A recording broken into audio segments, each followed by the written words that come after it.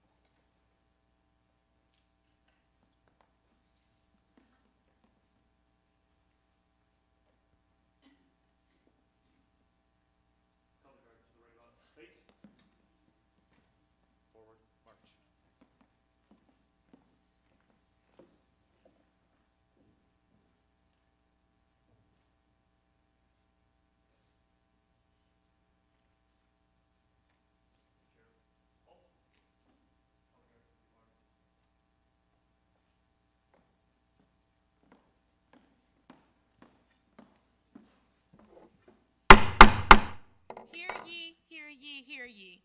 The United States District Court for the Northern District of Ohio is now open for the transaction of business. The Honorable Jeffrey J. Helmick presiding.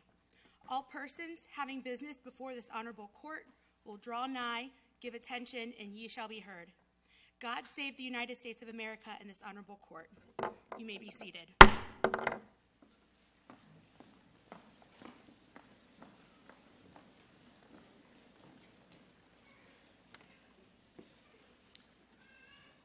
Good afternoon. On behalf of President Catherine Fell, the entire faculty, staff, and students of the University of Findlay, I bid you a warm welcome on this most auspicious day. I'm Darren Fields, Vice President for Academic Affairs, and it is truly an honor to welcome you to the University of Findlay campus and the Weinbrenner Theological Seminary as we host this wonderful occasion of your becoming citizens of the United States of America. We are always proud to serve as the host location for this ceremony, and we are pleased to be able to celebrate and share your day with friends and family around the world by video streaming. In this day, we hope that the arms of our campus extend out to you as the arms of our nation on this important occasion. I wish you all the very best fortune and happiness in your new lives as American citizens. Thank you.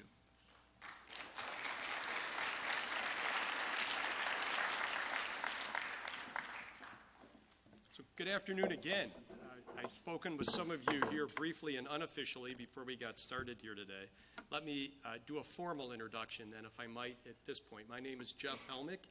I'm a United States District Judge. I have the pleasure of serving the people in the Northern District of Ohio, which is really everything on that swath from east to west in Ohio, north of Columbus, pretty much. I'm from the Toledo Courthouse, which is the Western Division. That courthouse represents the 21 counties in northwest Ohio, including Hancock County, this county. So we have a big jurisdiction. And one of the great things about my job is the ability to preside over these ceremonies, and that means I sometimes travel the division, the circuit, if you will, among those counties. It's my first time doing one of these at the University of Findlay, but I couldn't be more excited to be here and to be with all of you today on behalf of the court to celebrate this big day. Let me first offer my thanks to Rebecca Stricker. Rebecca, an excellent job on both mention of presentation of the colors and opening court for us today. Thank you very much. Rebecca is the president of the Student Government Association at the university here. She'll graduate in May of next year with a major in early childhood education and a minor in political science, and she'll be teaching at a local elementary school after graduation. Congratulations on that, Rebecca. Our musical prelude today was by the Arlington High School All Brass Band. I wanted to recognize you folks as well for your wonderful performance here today. I know we're going to be hearing from you again later. but it really enhances the experience for all of us, and particularly for our new citizens, to have you here. So bravo to all of you. I also want to thank Vice President Fields for welcoming us here and allowing us to be here today. And I want to say thank you to the entire University of Findlay family for opening your doors, again, for a ceremony that will be both beautiful and memorable. So we're here today. My voice is suddenly booming. We're here today to celebrate 52 men and women from 25 countries, both near and far, who will be joining us as fellow Americans. As you may have noted from the program, our new citizens come to us from around the globe, spanning 5 continents. Ladies and gentlemen, and I warned you about this, to demonstrate the breadth of foreign lands from which you come, when I say the name of the country or land from which you came, please stand and remain standing for me. Bolivia, Canada, the Czech Republic, El Salvador, the Gambia, Germany, Ghana, Guyana, India, Iraq, Italy, Jordan, Laos, Lebanon, Mexico, Nigeria, Pakistan, Panama, the People's Republic of China, the Republic of Korea, Romania, South Africa, Thailand,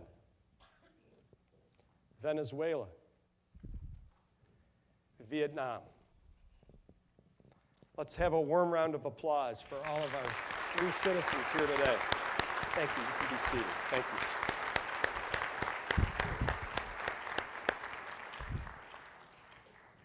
I have much to be thankful for, again, being appointed as a federal judge. This is the highlight of my duties. I'm in the conflict resolution business. Mostly people come to fight at our courthouse, whether it's civil or whether it's criminal matters that we hear at the courthouse. But this day is special, and this is the highlight of my duties, of every federal judge's duties. And as I said to you earlier before we started, there is no place I'd rather be today than here with all of you. Let me introduce some special guests, if I might, that have joined us here today, that have taken time out to join us here today. First is Ann Longsworth-Orr here. Ann, are you here? Ann, would you stand? Hello. Ann Longsworth-Orr is the regional representative of one of your 2 U.S. senators, Sherrod Brown. Ann, thank you for being here. Please give the senator our very best. Tell him to keep up the good work. Thank you.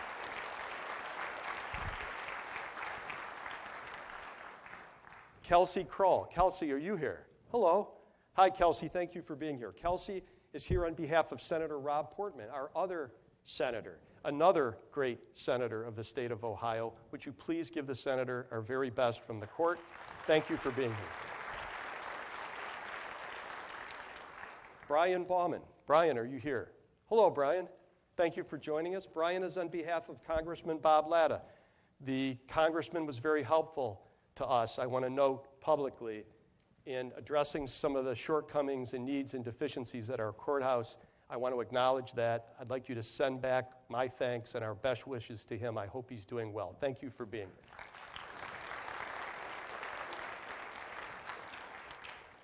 And last but certainly not least, Cam Warner. Cam, I know you're here. Hello. Cam Warner is here on behalf of one of our other regional congressmen, Congressman Jim Jordan. Would you please give Congressman Jordan our very best? I have not seen him for some time. I assume he is well. Very good. Please give him our very best, and thank you for being here. There are also representatives here from some organizations, historic, important organizations in our country's history. Let me first ask Is Debbie Duchesne here? Debbie, I know you are because I saw you in the aisle. Thank you. It's good to see you here. And is Marilyn Steinhardt here? And Marilyn, would you stand if you're here, please? Hello.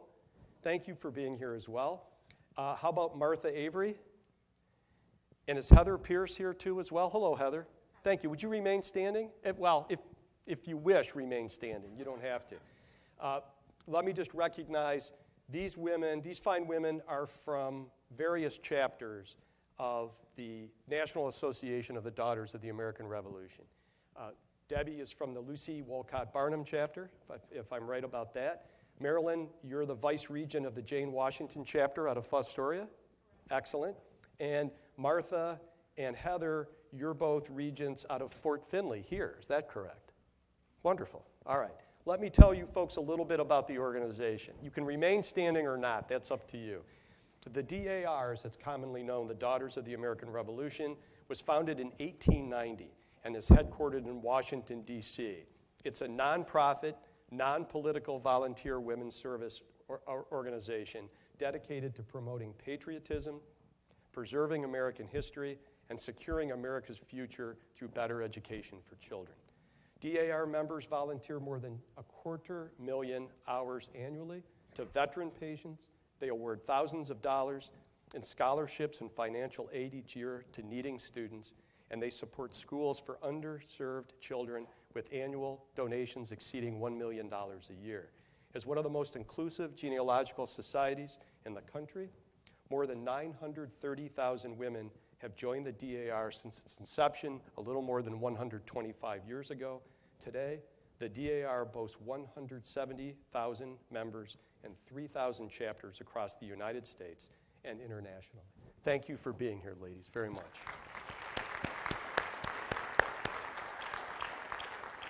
Next, may I recognize, is Johnny Taylor here? Johnny, are you here? Okay. Hi, Johnny. And Pat Carmian, and Ann Payne, and Michelle Williams. Michelle, are you here as well? If you'd stand, please. Thank you. Thank you, ladies, very much. These women are all members of and representatives here today of the League of Women Voters. The League of Women Voters was founded by Carrie Chapman Catt in 1920 during the convention of the National American Women's Suffrage Association. The convention was held just 6 months before the 19th Amendment to the United States Constitution was ratified, which gave women the right to vote after a 72-year struggle to do so. The League began as a mighty political experiment, as they describe it, designed to help 20 million women carry out their new responsibilities as voters. It encouraged them to use their new power to participate in sharing public policy. From the beginning, the League has been an activist grassroots organization whose leaders believe that citizens should play a critical role in advocacy. It was then and is now a nonpartisan organization. League founders believed that maintaining a nonpartisan stance would protect the fledgling organization from becoming mired in the party politics of the day. League members were encouraged to be political themselves, though, by educating citizens about and lobbying for government and school reform legislation. Ladies, thank you for being here on behalf of your organization. Gentlemen, if I might, Ken Dillmore, Dan Haas, and Tom Putnam, if I might, if you wish, to stand. These gentlemen are all members of and representatives of the National Society of the Sons of the American Revolution. First, I want to say, gentlemen, bravo for being here, dressing in period dress, and doing our colors proud by presenting the flag here today. Thank you for that very much. The organization was organized on April 30th, 1889, which was the 100th anniversary of the inauguration of George Washington, our nation's first president. The SAR, as it's known for short, was conceived as a fraternal and civic society composed of lineal descendants of the patriots who wintered at Valley Forge, signed the Declaration of Independence, fought in the battles of the American Revolution, served in the Continental Congress, or otherwise supported the cause of American independence. The National Society was chartered by an act of the United States Congress on June 9, 1906. The charter was signed by then President Theodore Roosevelt, who was also a member of the Empire State Society of the Sons of the American Revolution. The charter authorizes the granting of charters to societies of the various states and territories and authorizes the state-level societies to charter chapters within their borders. Federal legislation then enabled a federal charter as well of the National Society of the Sons of the American Revolution. Gentlemen, thank you for being here.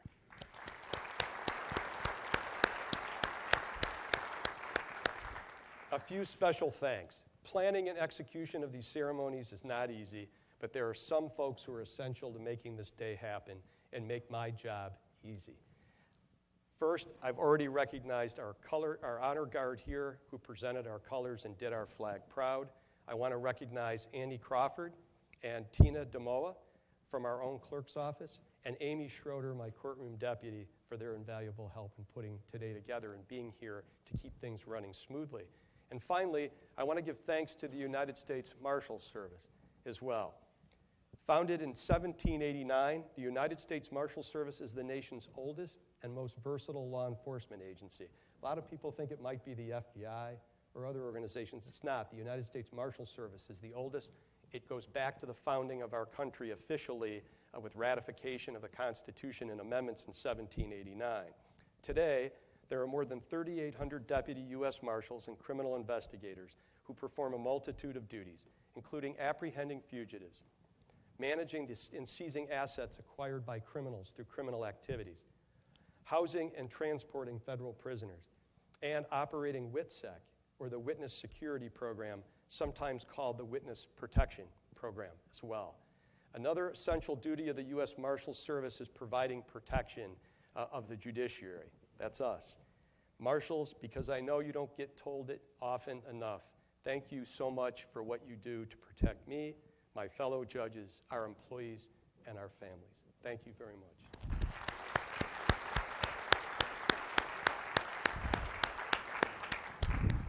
At this time, I believe we're going to have a real treat here, which is the singing of our national anthem by the Riverdale High School a cappella choir. Sophia Fleshman is conducting, I believe, today, and they are up in the balcony. You look wonderful, folks. Are you ready? All right, if you're ready, please, if you would. Please stand for the national anthem.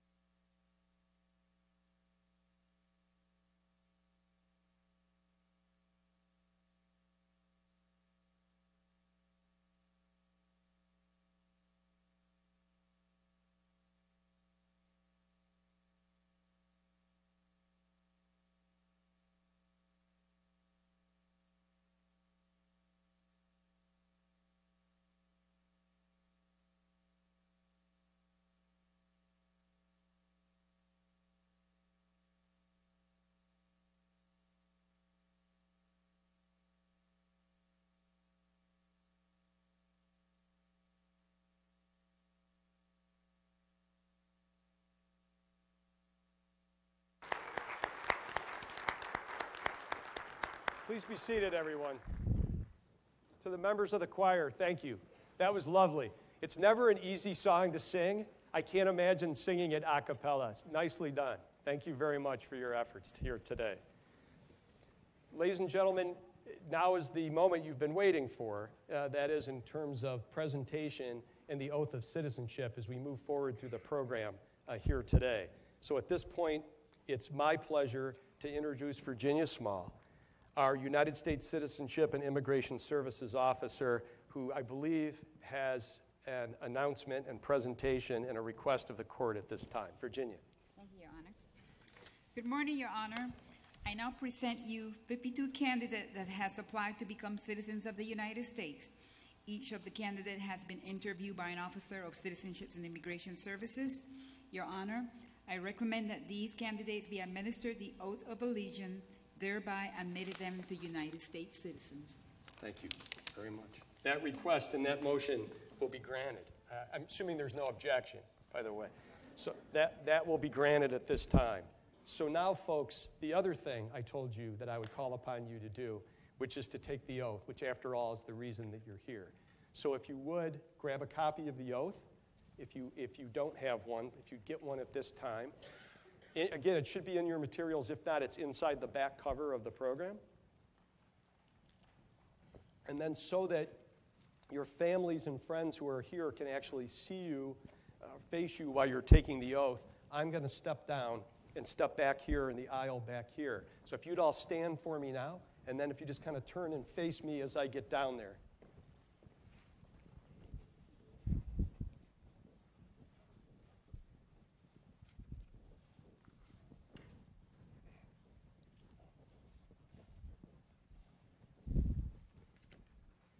All right, folks, if you're ready and you're standing, please raise your right hand at this time and repeat after me.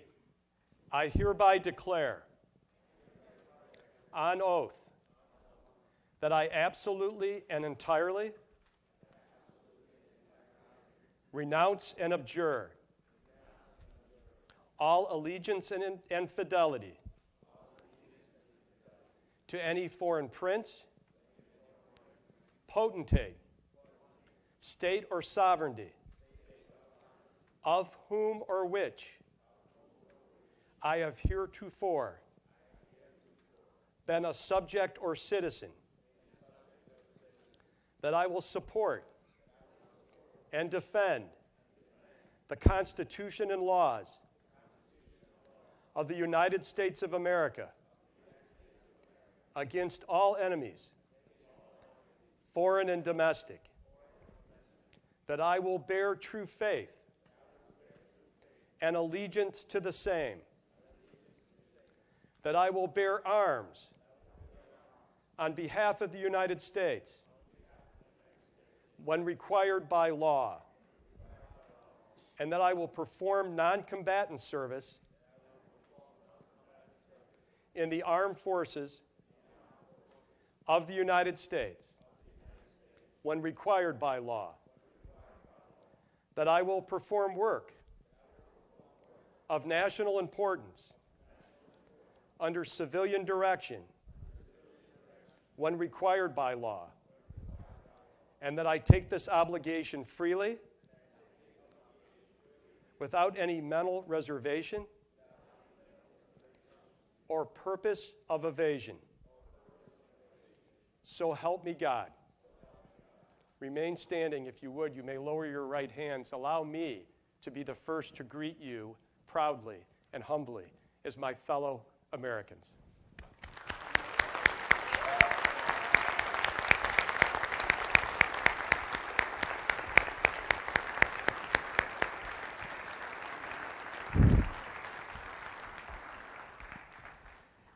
If you would remain standing at this time, and I'd ask everyone else to stand at this time too, if you would please, for the Pledge of Allegiance. Leading us today in the pledge will be Bobby Musselman. Bobby, come on over. A senior at Liberty Benton High School. Do I have that right? Yeah. Very good, Bobby. He plans to study flight management at Bowling Green State University in the fall, next fall. And he received his private pilot license this past October. Excellent. Wonderfully done. Great accomplishment. Bobby, if you're ready, please proceed in leading us in the Pledge of Allegiance at this time. I pledge allegiance to The flag of the United States of America and to the republic for which it stands, one nation, under God, indivisible, with liberty and justice for all. Nicely done. Thank you, Bobby. Thank you, Bobby. You can all be seated now. Thank you. We're going to hear, folks, one more time, no, at least one more time, from the Riverdale High School a cappella choir now in the Battle Hymn of the Republic. Whenever you're ready.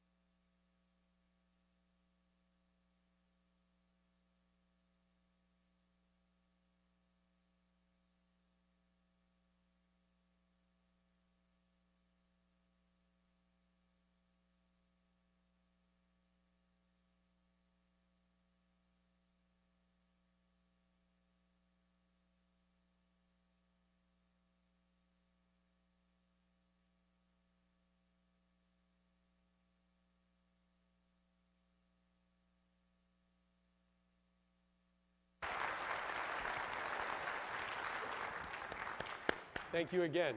Again, very nicely done. Next, we have a special treat for you, something a little bit out of the ordinary. Sometimes we have a speaker that comes in who has been naturalized, who has family that has been naturalized before. But in conjunction with this ceremony, we have some students who have written some fine essays, short essays, locally about the benefits of citizenship and the obligations of citizenship. And we're going to hear from a few of them now. First, we're going to hear from Julia Weigman, who is a senior here at Findlay High School. Julia is active in, come on over, Julia. Julia is active in We the People, Findlay High School's award-winning civics team. Julia is in the process of making her final choices for college and a college major for next fall. Do I have that right? Wonderful. Join me in greeting Julia, if you would, please, while she reads us her essay.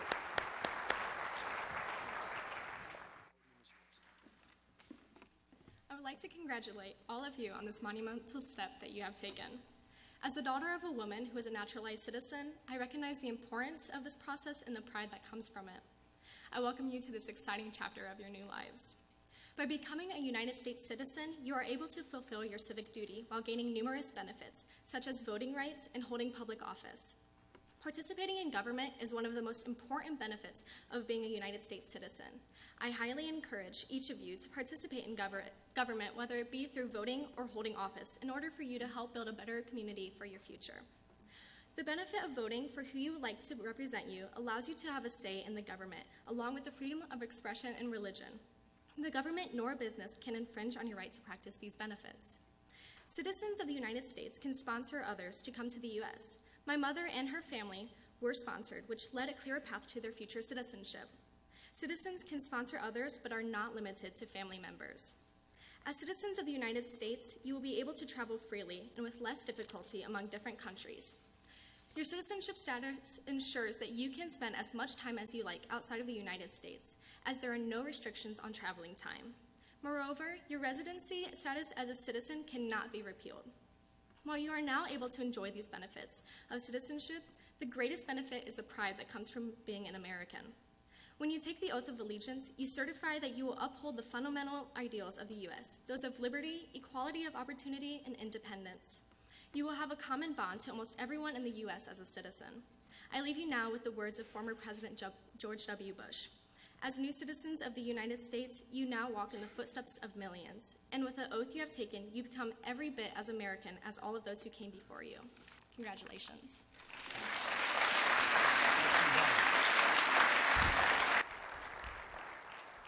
Very nicely done, Julia. Thank you for that. Next, we're going to hear from Callie Heaston. Callie, you want to come up? Callie, if I could just introduce you. I understand that you're a senior here at Arcadia High School. Is that right? And Callie is an active member of the National Honor Society, the marching band, the pep band, and the concert band, as well as a community volunteer. I'm not sure when you sleep, Callie, but and you plan to attend college in the fall, next fall. Is that right? And you're going to talk to us about the obligations of citizenship. Is that right? Overview. An overview. Wonderful. All right. Whenever you're ready. Thank you. America, you're finally here and on your way to becoming an American citizen. Congratulations. Many of you have had a long journey, and today is the day when all of your hard work finally pays off.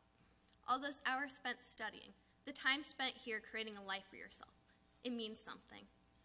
Now that you are here, you can truly fulfill your American dream. Whether you dream of becoming the CEO of a Fortune 500 company or simply creating a better life for your children, that dream can now become a reality. Additionally, you can be elected to any office you can think of, with the exception of president and vice president, if you believe that you are the one who can best represent certain viewpoints. In America, you have the freedom to express yourself and to worship as you wish, meaning you can speak your mind without fearing repercussions. Additionally, if someone does you wrong, you have the right to a prompt and fair trial by jury. With this right, however, is the responsibility of serving on a jury when called upon. This is not your only responsibility, though. You must also be willing to support and defend the Constitution, stay informed of the issues affecting your community, respect and obey all laws, respect the rights, beliefs, and opinions of others, pay income and other taxes honestly and on time, and to defend the country if the need should arise. This may seem like a lot to take in, but I can assure you that I believe you will all find success in some form or another here. You may face challenges, but you have already done so, and I believe that you can overcome all these obstacles. So once again, congratulations. Tu no felicitación, omega to gozaimasu. Here's Liche Glückwünsche. Felicitaciones. I wish you only the best here in America. Callie, very well done. Thank you. Thank you, Callie, very much. And next, we're going to hear from Gabrielle Rodriguez. Gabrielle is a senior at Riverdale High School and plans to attend the University of Toledo, my neighborhood, next fall, majoring in exercise science. Whenever you're ready, Gabrielle. Thank you. Hi. I know that everyone has more than likely been through a type of government class that has discussed voting. Every one of us has heard classmates, family members, and anyone else about who they should vote for, what should be voted upon, and when. But the obligations and statistics are talked about very rarely. As each one of you sitting here, you know that there are many obligations that U.S. citizens need to uphold to allow us to continue to have our rights. It is well known that our government is a democracy, meaning that our government authority is from the people and their duty is to monitor all of us. A guaranteed right by the Constitution is everyone that is a citizen can begin to vote at the age of 18. It is the right for every citizen to participate in the activities that goes along with political parties. There is so much information out there for us to get in contact with the elected representatives, what parties they belong to, and what issues are being debated, and how to submit our comments. The real question is, do we all honestly take advantage of our sources given to us? There is no excuse anymore to not know what is going on with our politics whenever almost each and every one of us have our own social media or see it every day. There is always negative, positive, and also there is other things very hard to comprehend all over on our media, and it always has an impact on our voting. But other things are to be kept in mind. Not only is voting a right to us, but it is also a privilege and a responsibility by living in the United States. This statement is meaning that voting is a combination of immunity or benefit enjoyed only by us, one thing that is due to anyone just by claim, legal guarantees, moral principles, and being answerable or accountable for someone within our control. Each and every person views voting as moral judgment, but hopefully all three of the aspects mentioned are kept in mind. It should never be forgotten that we are able to do this because of the previous generations that have fought for it, and it needs to be realized that the other countries are not allowed to do the same. There have been several amendments that were stopped because of voter discrimination. We do not need to take what was fought for us for granted. Voting allows us to enjoy our benefits and freedoms of living in our democracy, which encourages us to exercise our voices and be active citizens in decisions. It is very well known how citizens sometimes get treated if they are of a different race. I am a quarter of Hispanic, and my family has had so many different racial comments made towards them that makes you wonder, does anyone actually know how much minorities do for this country? This past year in the voting just alone, the growth in Latino eligible voters helped make the U.S. electorate more racially and ethnically diverse than ever. This year was a new record of 27.3 million Latinos being eligible to cast ballots, which represented 12% of all eligible voters. Just within 4 years, the number of eligible voters had increased by 4 million, especially because of the millennial group. Not only in Latinos are the millennials wanting to be more involved with our country's decisions, but also so is every other race. It is estimated that our generations are going to be the largest voting bloc in America. With our generation, it is time to make the changes that are going to benefit our country and allow new aspects of the world to come together. It'll allow people to understand our perspective upon the ideas that we have. With us being able to vote, it will allow the characteristics of our generation to be known. It has been stated by many that hopefully we can bring our country back to what seems as one with our continuing influence on others. I'm going to close my speech by hoping that each and every one of you will continue to uphold each obligation that allows our amazing rights, especially voting in the United States, to be available to us. Congratulations and thank you.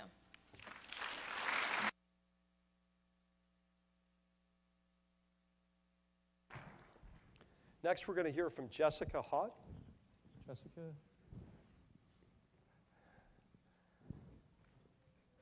Jessica is a senior at Arlington High School. She's the senior squad leader of the Arlington All-Brass Marching Band Society, and she will attend Bowling Green State University in the fall, majoring in early childhood education. Whenever you're ready, Jessica, thank you. What comes to mind when you hear the words American Dream? For many of us, it might be a house with a white picket fence, a fancy sports car, a fast boat, an opportunity to attend school or church where we want, and of course, pockets full of money, right? This isn't the case for everyone, though. Many immigrants want something better than what they had. They want to come to the United States to be able to find something better, or at least something different from what they were used to. Let me share with you my family's story. My ancestors moved from Germany, where their village was overcrowded, to Yugoslavia because they were told that there was land available there. Yugoslavia was where my great-grandparents grew up and lived. In German, the word for grandma is Oma, and the word for grandpa is Opa. However, I refer to my great-grandparents as Oma and Opa. Travel back with me to 1942, around the time of World War II. Imagine being kicked out of your home because the people who were coming to your town didn't like who you were. This is what happened to my great-grandparents, Oma and Opa. Because they were German, they were told to leave Yugoslavia because the Russians were coming. Opa enlisted into the Hungarian army until authorities found out that he was German. He was then forced to be in the German army. As much as he didn't want to do this, he left his family to serve in the war. Oma and her family were no longer safe in Yugoslavia. She and her brothers, sisters, parents, and newborn son agreed to leave their homeland in hopes to find a safer environment. They were allowed to pack 2 wooden crates to take with them. Trying to pack everything they owned into 2 crates was definitely difficult. With a few personal belongings jammed into the crates, they loaded their luggage on a horse and buggy. Oma's family left with several other farmers as part of a wagon train. As they finally arrived at what would be their new home in Vienna, Austria, the war ended and Opa headed back to Yugoslavia. When he arrived back in Yugoslavia, he realized that his family was no longer there. Opa knew his family had to have probably moved during the war, but he wasn't sure where. In fact, he wasn't even sure if they were alive. All he knew was that he had to try to find them. He started off on foot with only a knapsack worth of belongings. He asked if people had seen wagon trains go through the area to make sure he was still on the right path. Walking through different towns, he stopped and worked for a day or 2, spent the night, and then continued on his way to find his family. Once he had made enough money from working, he bought himself a bike. With the bike, he was able to travel just a little faster. After 12 months of diligent searching, he finally found his family. What a miracle. The family decided to stay in Vienna for a while, allowing my grandmother to be born there. Like many of you, my Oma and Opa began to discuss the opportunities that they might find if they were able to move to America. In order to move to the United States at that time, you needed a sponsor, someone who could help with the cost of moving to and living in America. Luckily, my great-grandmother's uncle planned on being their sponsor. This was a great opportunity, and the family was very excited for this good fortune. Unfortunately, his wife was diagnosed with cancer, and he wasn't financially able to sponsor the family anymore with all the medical bills. After searching for a while, trying to find another sponsor, my family was finally able to locate another person who would sponsor their trip to America. This sponsor was a farmer who lived in Missouri. The only way that he was willing to sponsor my family was if they agreed to work for him for a full year. Thinking this was a no-brainer, they agreed to his terms and decided to finally move to America. It took 3 weeks by ship for my family to travel to New York. From there, they took a train to get to Missouri. When they reached the farm and looked around, they almost immediately regretted their decision, especially after meeting their sponsor. This farmer was very similar to a slave master. He treated everyone that came to his farm like they were his slaves. He didn't even furnish beds for my family. So Oma and Opa pulled the 2 wooden chests together for my grandmother and her brother to sleep on. The conditions were so horrible on the farm that Opa considered breaking his agreement to move elsewhere. My great-grandfather was not someone who liked to break contracts. He deliberated for many weeks about what was best for his family. He finally decided that he would talk to the priest in town. The priest explained to him that everyone who had stayed at this farmer's house had only lasted 1 month before leaving, and that he was very surprised that they had lasted 2 months before debating whether to leave or not. After hearing this news, Opa knew what the right choice for his family was. So one night, they packed up their belongings and snuck away from the farm. They took the train to Missouri to Akron, Ohio, which is where my Oma, at 97 years young, and my grandma and grandpa still live to this day. Many of you here today have had to make similar sacrifices in your own lives as you look to leave your country to begin a new life in America. The decision to move to America was a struggle for my family. They were able to overcome many obstacles that were in their way, and they were brave enough to decide to move halfway around the world, just like some of you here today have decided to do. On behalf of my family, who made a similar journey many years ago, and myself, I want to take this time to congratulate you on your huge accomplishment. May you be as lucky as my family was in finally finding your American dream. Thank you, and may God bless you on your journey.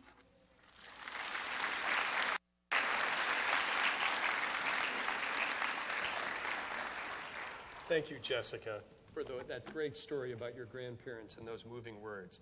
Finally, our last student today is Alyssa Jordan. Alyssa?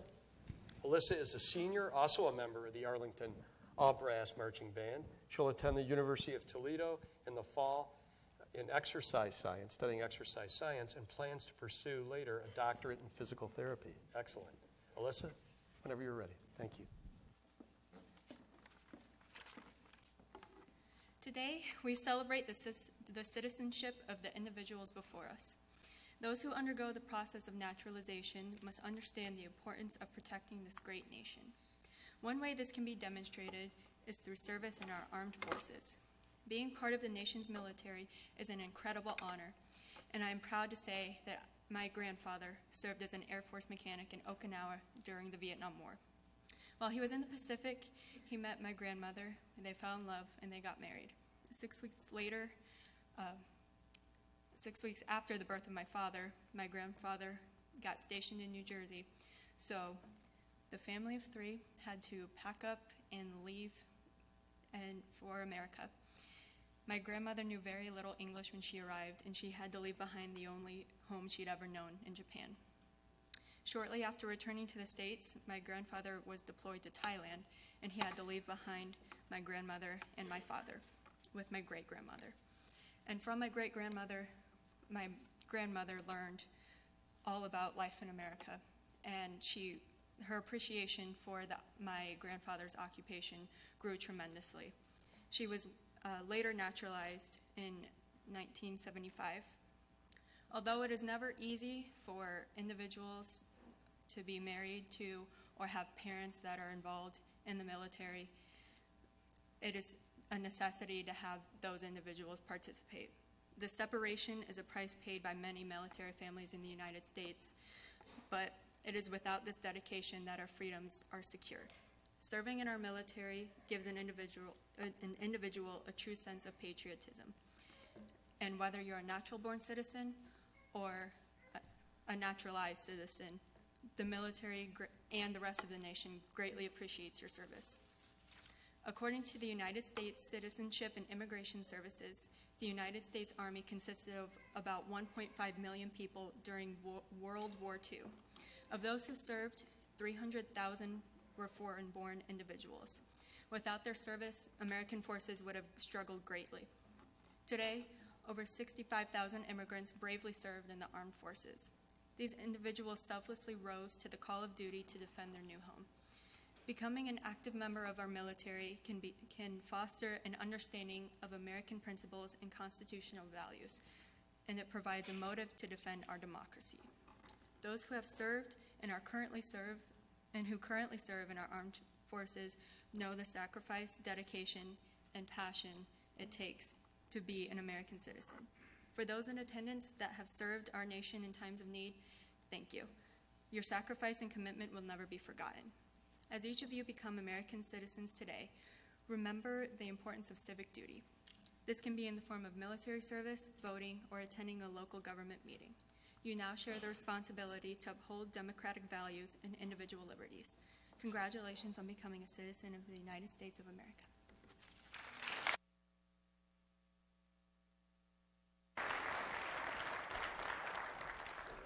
Thank you, Alyssa, again for those inspirational words. You know, all of these students, this is not easy. All of these students took a great deal of time and thought and effort putting together these essays. And it's also not easy to stand up here and address all of you as they did. They did so with poise. They did so with confidence and enthusiasm. Let's give them one last round of applause.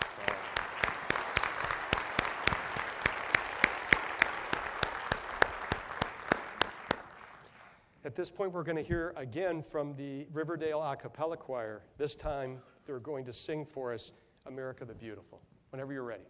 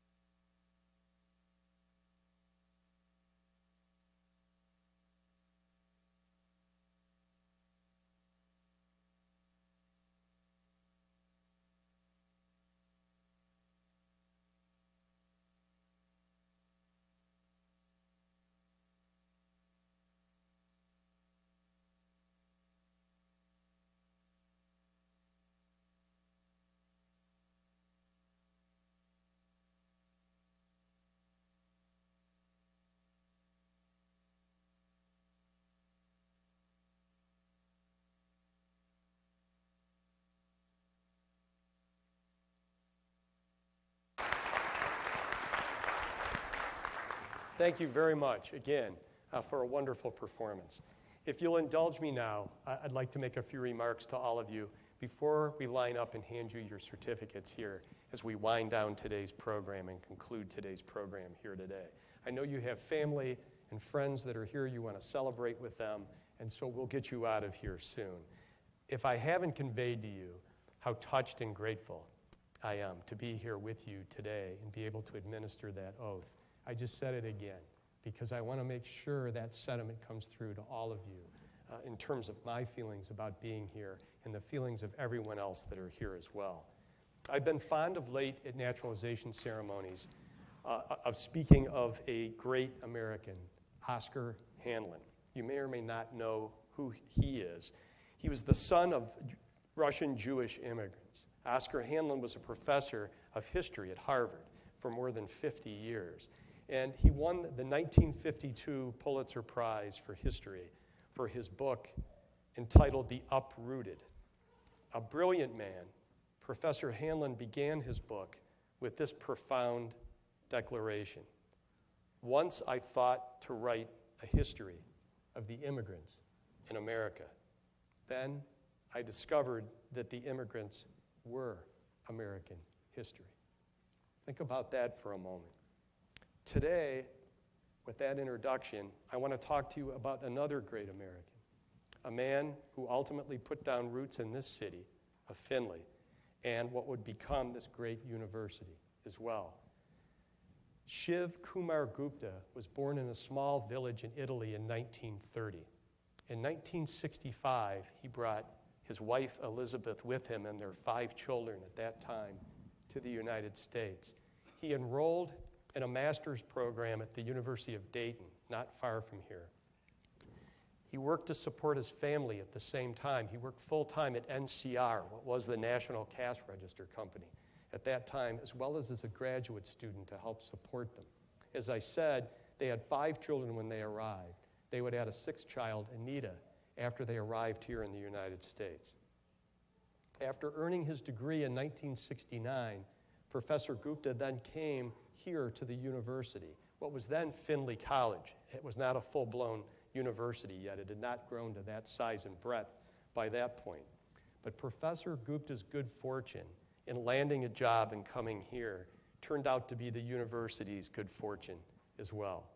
He was instrumental, you see, in developing the College of Business here, and many of its programs in marketing and financing and Masters of Business Administration, or MBA-related programs as well. He loved America, and he loved its entrepreneurial spirit. He embraced it like no other, developed it, and shared it with countless students during his tenure here. And he brought that passion for business and entrepreneurship to everyone, not just his own students or folks here in Findlay. He was a pioneer in developing computer simulations to teach people about business principles. And he'd extend that teaching to much younger students, even in high school and even elementary age students. When I spoke with his daughter, Anita, about today's remarks, she recalled fondly as a child playing a game Professor Gupta developed called Lemonade Stand. Now, for those of you of a certain age, like me, you might know that back when Professor Gupta started, there were no smartphones, there were no smartwatches, there were no tablets, there were no laptops. In fact, there was a mainframe here at the college, then the university. So you had to go to the terminal in order to play this game. But he developed Lemonade Stand, and the idea was you were the entrepreneur with the lemonade stand, and you would make choices. How much am I going to charge for a glass of lemonade? How much sugar should I use based on its cost? How many lemons should I use? And again, what should I charge? How much should I spend on marketing, which would pretty much be making signs for your lemonade stand? The program would walk you through it, and then it would do computations to determine whether or not you were going to make it, whether or not you were going to make a profit while you were there. His daughter Anita told me she grew up at this university. This was her playground as she was a student joining it. He developed other similar games, most notably one called Producing and Marketing Popcorn with Pizzazz was the name of the program. And again, it taught people about business-related decisions, planning, and marketing. And his idea was to make learning about business fun and accessible to everyone, and he succeeded in that. And he loved his students. While he was here, he coached the university's Students in Free Enterprise team. They competed and won 14 regional championships and 8 national championships during the time he was coaching them here. And his reach exceeded beyond the university community, beyond his fellow faculty members and his students as well. He assisted Findlay city government and its local business community with ways to improve services and operations. He led trips throughout the country and around the world with faculty members and students to teach business principles in developing nations. He had a book on business principles translated into Russian and took it to Russia, to a university there, to teach them those business principles as well. In all, he taught here for some 48 years, teaching and inspiring thousands upon thousands of students. He technically retired in 2015, and although he technically retired in 2015, he was still teaching a class at a time here at the university, and he had planned on teaching another one this coming spring. Sadly, we lost Professor Gupta last month. He died at the age of 87. Of course, for his 6 children, his 11 grandchildren, and his 2 great-grandchildren, it's a profound loss. But it's also a loss to this university and this community. And remembering her father, his daughter Anita told me that he never forgot where he came from and how the freedoms he enjoyed here allowed him to thrive. While an unabashedly proud American, he reached back to help those that were left behind back in India as well. He told Anita that while now proud Americans, that their family would always be associated with their roots in India and that they should embrace it. They should be ambassadors for India as well. But he'd really lend a hand to anyone, anywhere, who loved the freedoms to create and to innovate, those who wish to pursue their dreams. It's difficult to conceive of this story originating anywhere but in America. To our new citizens, I say to you, dare to dream. Those dreams, family unity, brought you to this great country in the first place. Dare to dream, but act upon those dreams. Innovate, create, grow, and teach and share. Today, it's fitting that we share in your joy and celebrate with you and your families. And it's we who thank you for joining us, not the other way around. Just a few minutes ago, you and I were citizens of different countries. Now, with our different backgrounds, we're bonded tightly together with a common constitution.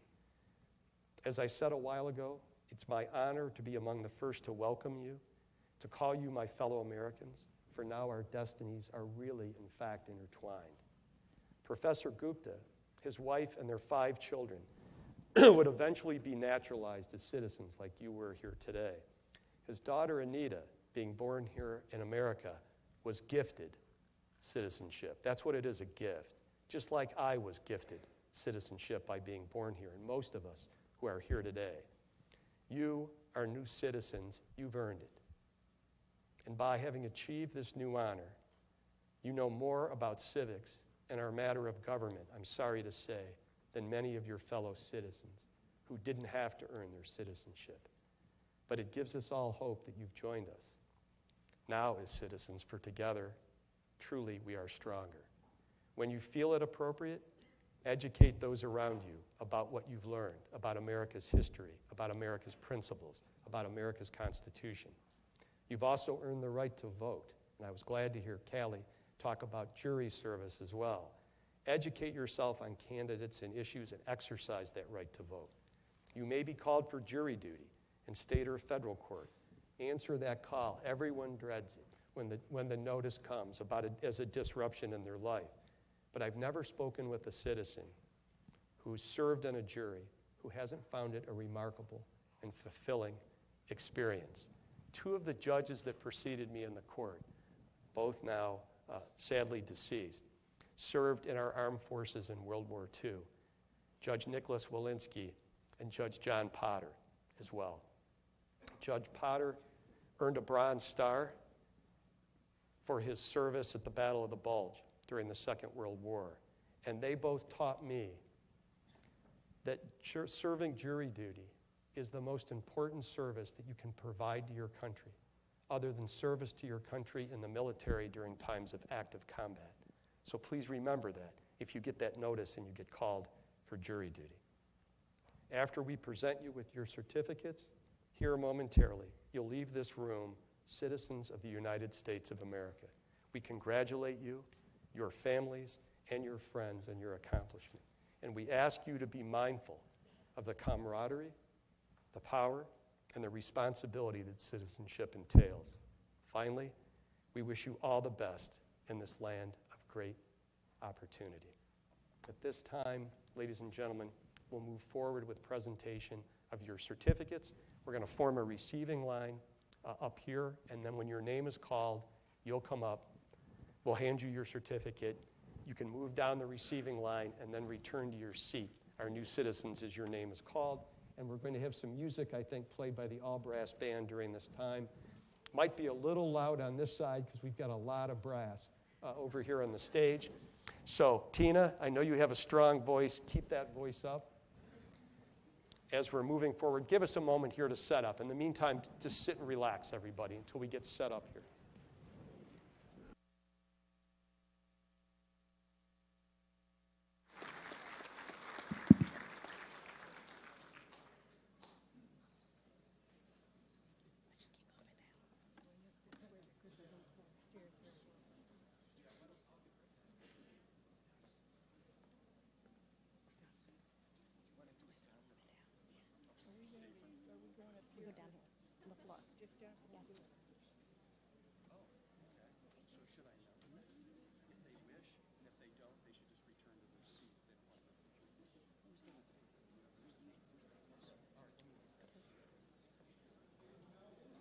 Our new citizens, let me just tell you, the university would love to provide you with a free photo after you've received your certificate. So if you wish to have your photo taken after you've completed the receiving line here, you can go up that way, up through that aisle. These kind folks, our ushers here, are going to direct you up over here. If you wish to have your picture taken, they will do that for you. There's no charge.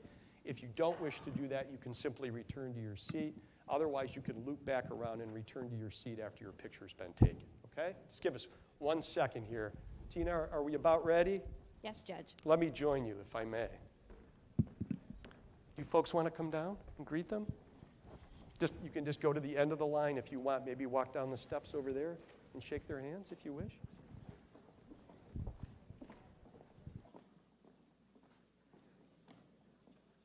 Stand here. We're good, Judge. Thank you. This could be loud. Okay. You ready? Okay. Tegre Atta Ahmad Abdurrahman. Yasir Izzah Adumin.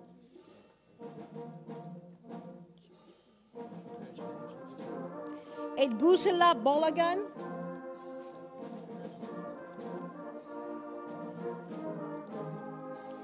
Benjamin Bodai.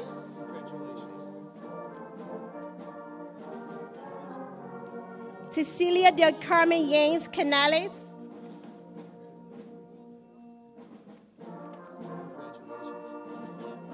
Lynn Finn Trow.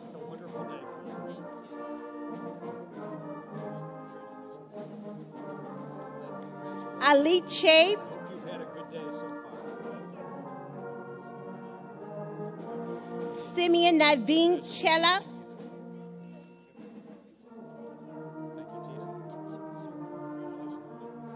Jenna Chung.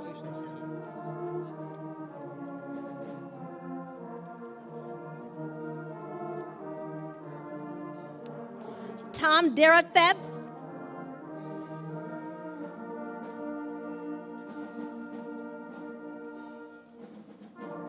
Marcella Fight.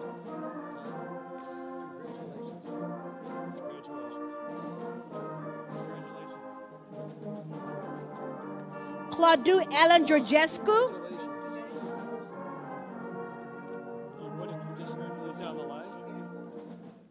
Alberto Salvador Satin Giosa.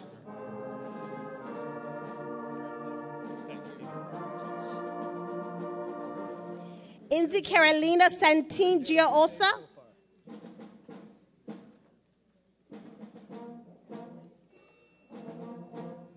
Marcus Glockler.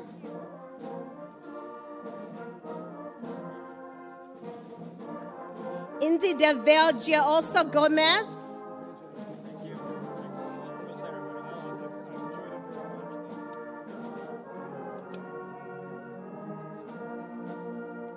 Patricia Maria Hall.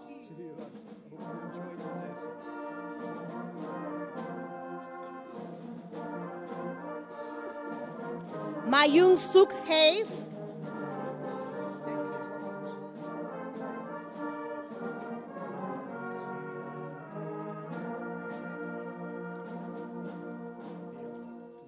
Bamsidar Indiperu.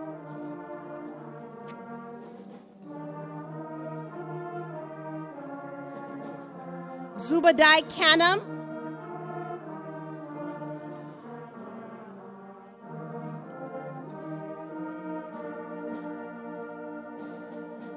Just give us some.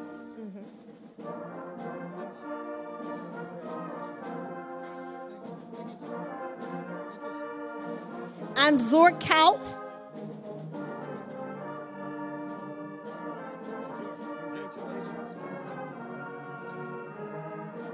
Yoon Ai Lee.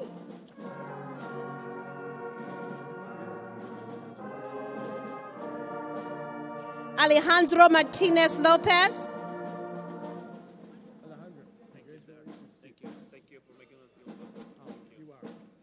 Andre Sandoval Lopez.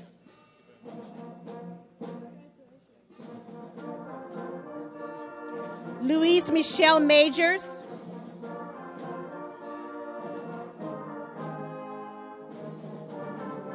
Prima Malavilla.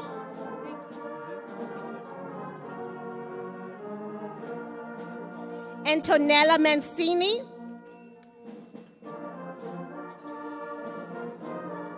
Tracy Ann McKenzie,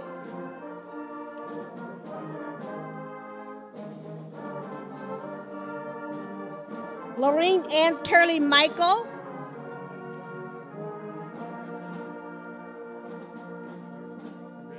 Carlos Armando Negret,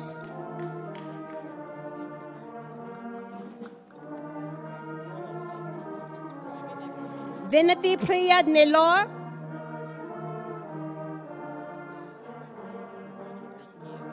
Flores Oneche Ona,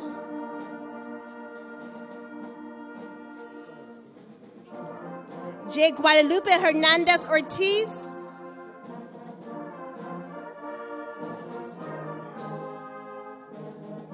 Eva Owusu,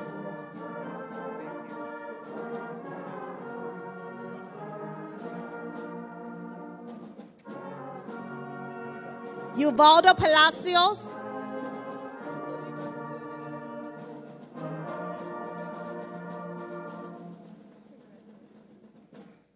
Sawa Peshamam,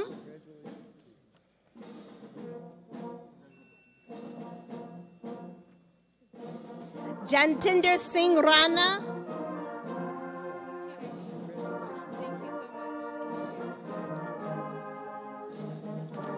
Maria del San Juan Rangel,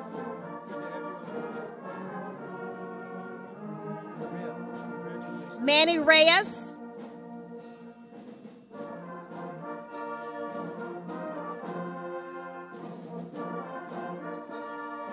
Jose Rosales,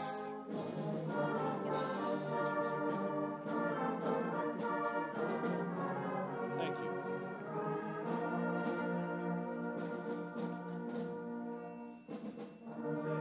Maria Angelica Sagrero,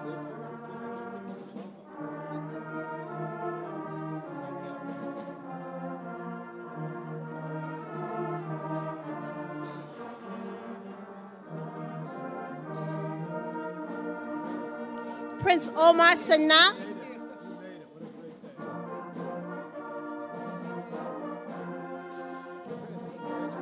Yasmin Fafana Seydu,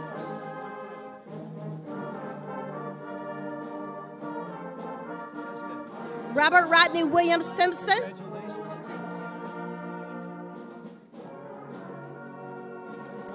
Claudia Stephanie St. John,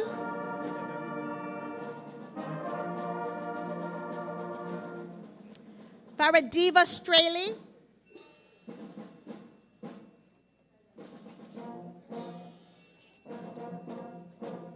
Yes, Claudia, right? Yes.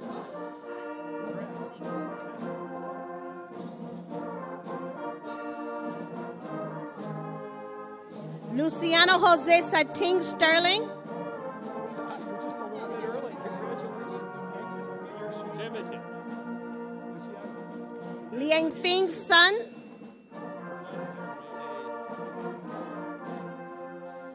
Shenxi, Good to have you aboard. Jesse Yu,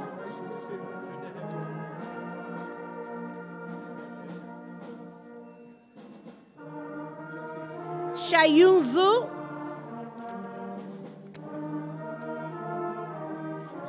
and Aaron Zira. Good to have you on board.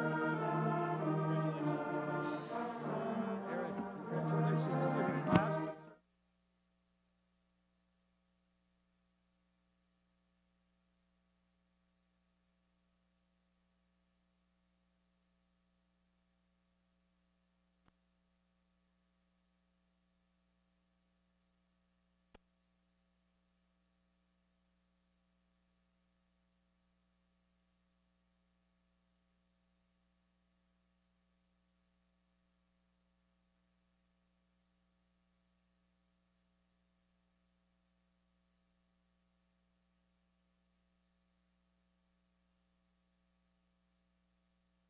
One question.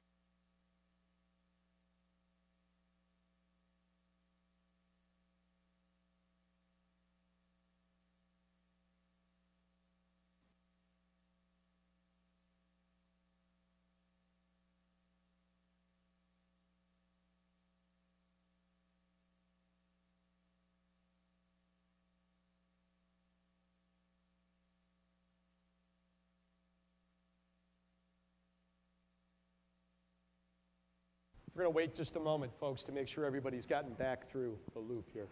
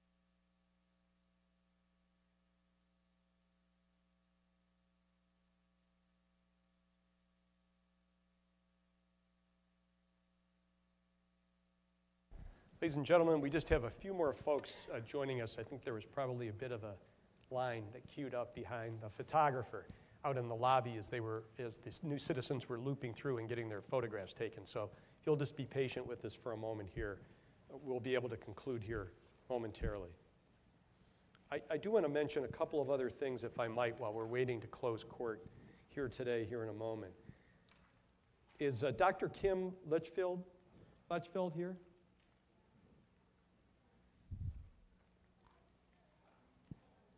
Can you bring her in, please, Marie? Doctor, thank you for joining us. I did not want to embarrass you in any way, but Dr. Litchfield is the University of Findlay Assistant Professor of Environmental Safety and Occupational Health Management. Do I have that right? And I also understand that you are a naturalized citizen from South America. Is that right? When was that? Very well. I wanted to recognize you today at today's ceremony, and also thank you for being an usher for us today as well as the other ushers as well. Thank you very much.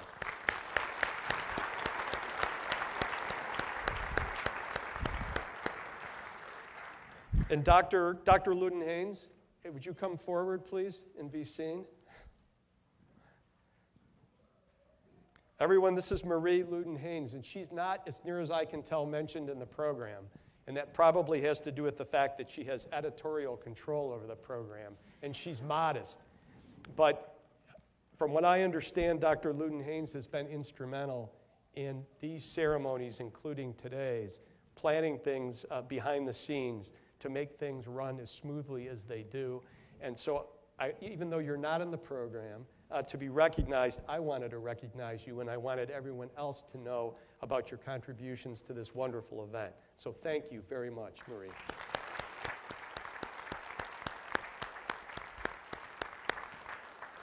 At this point, ladies and gentlemen, we're about to conclude. We're going to officially close court here in just a moment, and I'm going to ask that you all stay present where you are. In fact, standing upon the conclusion or closing of court when Rebecca does that for us momentarily for the retirement of the colors here today. Rebecca, if you're ready.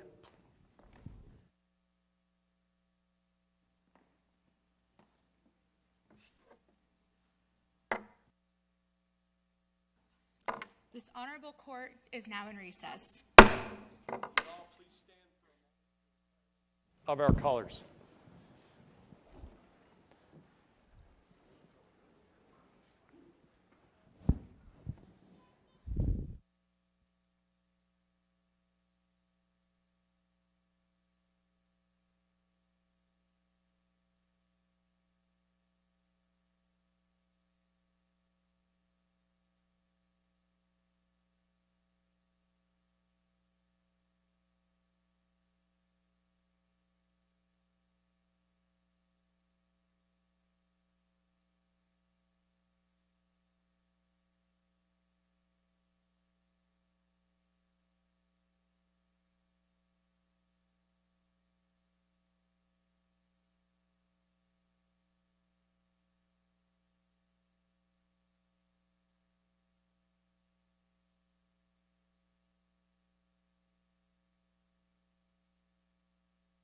Ladies and gentlemen, that concludes today's ceremony. Thank you so much for all your time and attention here today.